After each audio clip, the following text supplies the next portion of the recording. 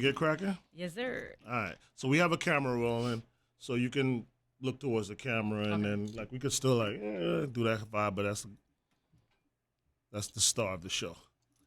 After you. Are we ready? Hey, it's 103.5 The Beat, Mommy's do that one for hip hop, R&B, and the Breakfast Club. You know, I've interviewed over like, no exaggeration, I'd say over 500 people. You know, from politicians, actresses, actors, rappers, you name it. And, you know, sometimes you have your favorites. You know what I'm saying? And this is one of my favorites right here. Is it because I'm a yardie? Technically, no, because I'm not a yardie. I'm Trini. I do appreciate the Caribbean vibe, fam. for sure. But no, it's because you live, because you're Olivia. You always come with good energy, good vibes. Thank you so and much. you're one of those people like, no matter what you got going on, I want to know about it, and I want to like stir the pot. That's what's You know up. I'm I don't know if I like the stir the pot comment, but that's what's up. Meaning like if you cooking on something, it's I want to be good involved. gumbo. Yeah, Facts. I want to stir the pot to be Facts. like, yeah, I right. played a role in that too. All right. Yeah, that's what I meant. That's what's No up. controversy. You know, I don't do no controversy here, girl. True. You know what I mean? So listen, first of all, how you been? Good. Everything is good. I'm glad we are kind of getting out of the full pandemic mode. Yeah. Glad to be back with friends and family and stuff. Y'all can't see I got my cousin Stace, Big Stace in the corner though. You know what I'm saying? I always roll with family, so it's good to be here, man. That's what's up. And during this time off, I have to believe you've been working on some music and some things. You know what I mean? You Can already we talk know. about that? You know I brought the single to you. No permission. I'm giving you permission to play it though. Right. And the album is finished. So yes, the album is finished. Did you figure out a name for the album? I did. It's called Under Pressure. Wow. Why Under Pressure?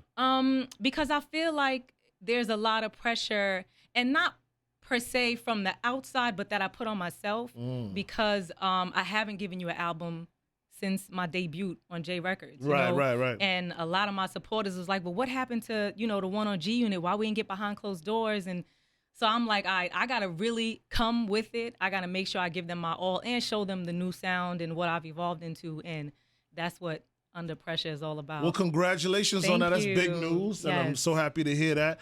Let's take it back a bit because, this is something I like to do. You never know who's tuned in, people who, new, whatever. True. Let's take it back. How did you first get discovered? J Records. I got to shout out the dopest A&R though, Keith Naftali. So Keith was at Arista at the time. This is before they even started J. And my cousin Wolfie, who was managing me at the time, again, me, I love my family. Right. So he was like, yo, we got a meeting with Keith up at Arista. I was like, okay, bet. So I was at that stage, I'm 19, so I don't know what was going on, if I was in like the Whirl of Girls stage or something. Right. But I had on, like, I could remember to a T, I had a silver, like a two-piece crop, kind of like this, but a crop skirt. I wore a fur. Bro, I think it was hot outside, but I wore a fur. You was giving it to a white them. fur, yes. Yeah. So, and Keith told the story on Twitter one day, and he reminded me, he was like, the lighting was so awful in the building, but he was like, it gave it the, like, spark because it was flickering on and off. So he was like, as you walked in, he was like, you don't remember the lights was like going on and off, and we asked you to sing something, and you hit that gospel song, and I was like, yo, Keith, you remember that? But it was crazy. So I met Clive that day, and they called like a couple of weeks after that, and thank God I had got the deal. So that was I was the first artist signed to J Records. Yes, I remember that. So J Records, it was owned by Clive Davis at that time. Talk about how you got involved with G Unit. Or became the first lady of the first lady of G Unit. Yeah. So again, my segue coming out of J Records, we had a VP, one of our dope black A&Rs. He was leaving and was like, "Yo, I got to take you with me." So I didn't understand how that goes. I didn't know you can bring people where you want or whatever. So I'm like, cool. What we doing? Right. So he told me he was going over to Interscope. So I knew Jimmy Iovine, of course, Dr. Dre, you know what I'm saying, Eminem. So he's like, well, I want to bring you over here, and I want to introduce you to Chris Lighty. So rest in peace, Chris Lighty. Rest in peace to Chris Lighty. I get to LA, and I actually ended up living in LA for 3 years, off of this 3-4 years. Chris Lighty calls one day. I'm at my hotel, and he's like, yeah, I just had a meeting with Fifth. And I'm like, So he's like, he's really interested in signing you. And, what would you think about that? Now, mind you, I just got here. I just signed the deal at Interscope. Again, I'm like, how does that work? Right. So they was like, no, it's a subsidiary of the label. Right. It'll be easy. Don't worry. Just come on in. And, my young self, I'm like, well, I got to think this over because, they're a bunch of G's. Like, what am I? Again, like, I'm the girl who always hung around all the guys. Like, that's how it was through junior high school, high school. Right, That just right. was me. So I was like, well, it is kind of my niche, you know what I'm saying? And I was like, we're going to make it work. You know what I'm saying? So it was from there, it was just crazy. That was it. That was it. What was your first impression of 50 when you guys met up? That's a tough one because I'm trying to remember if he was joking at the time. He was mad cool, but I think he started off, he was always a jokester. Gotcha, yeah. So I think that probably was my first impression, but he was cool. All right, that's what's up. And what was it like, working or being the first lady of a G Unit? Like, what was that vibe? Because now that's different because you were signed as a single artist. Right. The focus is just on you. And now you're a part of this conglomerate, and that's a rap-heavy conglomerate. Right. And at that time, we all knew that most of the labels had a first lady, so to speak. But most of the rap group first ladies were rappers. Right. So you were in a quandary, not a bad one, but like, I would like to know how that worked. Again, another new situation to navigate through, right? So, yeah. I mean, the good thing is that the majority of us was from Queens. Me, Banks, Fifth, Yayo, you know what I'm saying? So I was like, I still feel like I'm with the homies, you know what I'm saying? Yes, yeah. But then when, it started getting crazy on the road, and I'll never forget, Lighty came, we was doing, I don't remember what tour, and shout out to Misa Hilton, she did all our styling for the tours. Yeah, Misa, that's Diddy's baby mama, right? Okay. Yeah. Chris goes, I got something for you. So Misa goes and pulls it out, and I'm thinking, they just got me the dopest outfit made. He brought me a pink bulletproof vest. And I said, I don't know if this a good thing or a bad thing. Like, do I need this? And I was like, yep. Oh, thank you. Like, it's the shock, but like, okay. But also Fifth used to wear it during the shows. Like, it was his thing. You know what I'm saying? So one day I did do it on the show. Like, Misa had another like yellow and white one. Her styling was dope. I can't front. Yeah. But I mean, the touring was crazy. Just being around, it really felt like I was around the homies that I grew up in Queens, which was good. They ain't never, I mean, they might have been upset at how, Fifth did things differently for me, but I'm the only girl. You know what I'm saying? Yeah. But they were always cool. It was never hating on me because of nothing. Like, we always just vibe whenever we was out. Like, the guys would play CeeLo in my room, before the tours, or like, I'm like, what, we playing spades right now? We got a show, like, but it was always fun. You know what I'm saying? That's what's up. So, being in a group like that, and when the groups break up, there's a few people who are pretty disgruntled and stuff like that. I never heard anything, negative from you coming, from that situation personally. Yeah. Nothing bad. Was it an overall good experience? And why did you, how did you end up departing from that situation?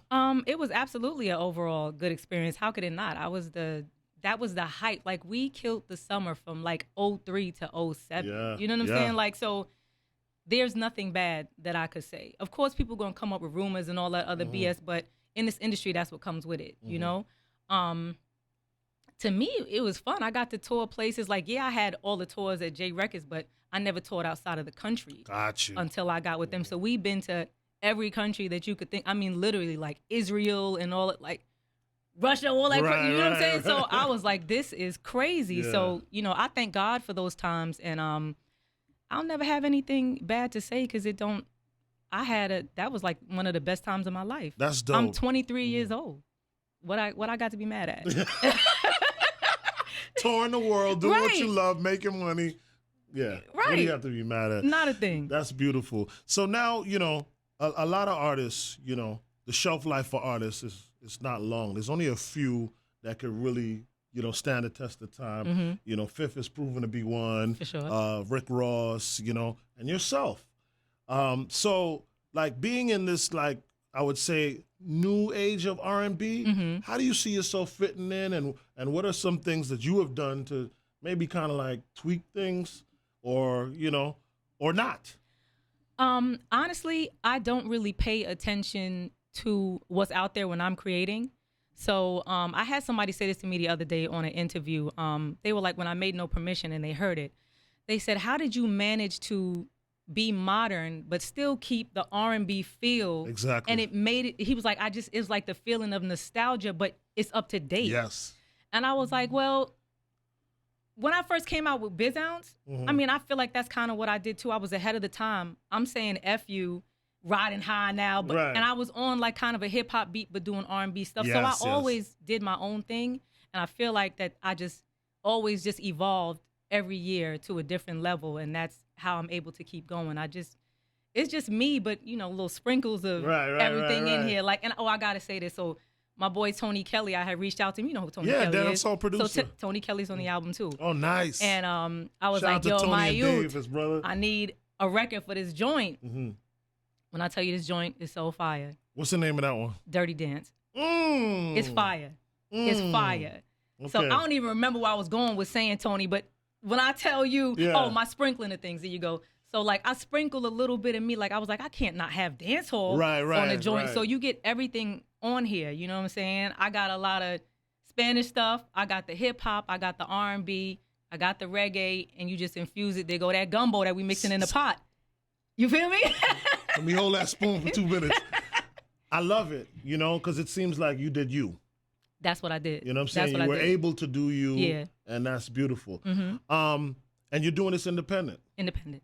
Yeah. So talk on that a little bit, because I'm noticing now, too, that a lot of artists are kind of moving to that direction. It's like a thing now, you know, but coming from the experience of, you know, being a part of the label and then now being independent, is it like, we already talked about your freedom to put out what you want? Right. That's great. What are some of the other things that, you know, now that you're independent, that you're able to do that you probably couldn't do before? I mean, of course, the music that you want to put out, but the money, you got to spend so much more money. So that's what most people don't understand. But when you have the money to do it, all the revenue comes back in house. Right. So you still end up winning on the end. You just got to make sure your pockets is a little bit heavy. Right, because you're ultimately fighting the record labels who have relationships, and baked in situations. Exactly. Who got regular programming on the radios, hint that we trying to get on and stuff. and then ultimately they don't want to see that work for you, because if it does, then more people are going to want to move in that direction. Exactly. True indeed. Yeah. That's what's up. Listen, I speak on it, you know? I speak on it, man. I'm for the talent. I'm for the talent every time. Yes, sir. Well, let's break down, because you said you have some Latin music. Did you work with anybody on this album? I did, but I don't want to give it away too early. So that means you have to come back here, or you got to call me, or we got to do something. For sure, I got to come back here. Yeah. Because, you know what I mean? I already gave you one. That Tony Kelly one is a big one, Right. though. No, that's a huge one. Yeah, y'all should be like, yeah. Bump. No, that's a huge one. Yes, but sir. just true, you told me that the album's about to drop. You know, I'm start pull some information from that. For sure. I could respect that you want to keep certain things a surprise and stuff like that. But I do have 8 songs on the album, and I have a bonus song on there that's about my mom. Okay. So that one is real near and dear to me. For everybody who knows the situation, my mom passed away from Parkinson's. Yes. So it took everything in me to fit everything I wanted to say about her on a record. Yeah. And I think I did it justice with it. I cry every time it comes on, like I just heard it. So hopefully anybody else who's going through the same situation, this will help them through also. And I love that too. You know what? I'm noticing that artists are now moving more conscious in how they deliver their music and what they give to the fans. And you know, mental health has always been a thing, a taboo.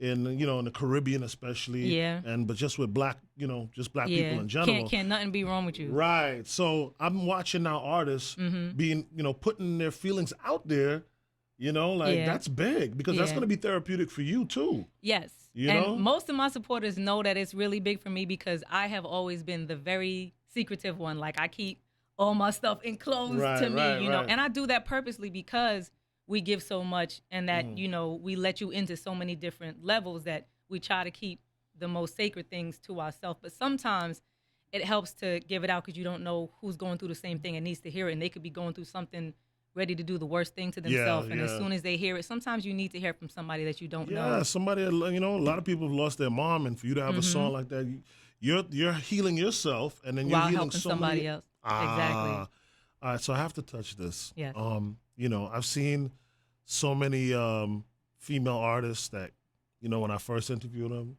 you know, they look one way. And then when I interviewed them again, they look another way. And then I interviewed them again. It's like, who are you?